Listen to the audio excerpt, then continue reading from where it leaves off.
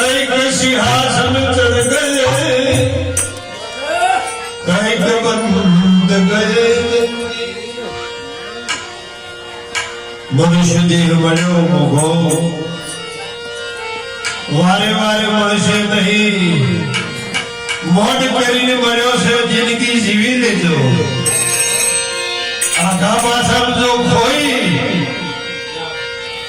સચોઈ જતા જોઈ મિનિશું લાયા કોઈ નહીં, આવું ના થાય.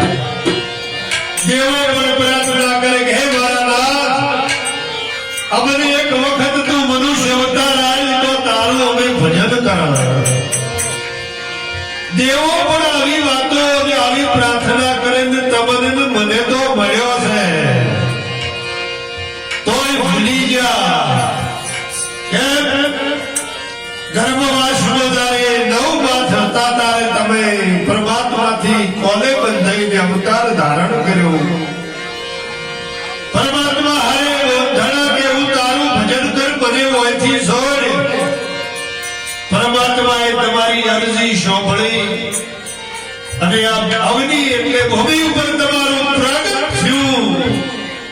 શું બોલ્યા? તો આવી ભાષા બોલ્યા. આ ભાષા વિશ્વમાં છે પણ મારો નાથ દયાળુ છે, ખબર રાખજો કોક દાડો યાદ કરાવશે.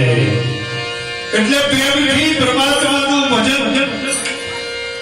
આયા સુજાયેલા રાજા રંગ ફકીર.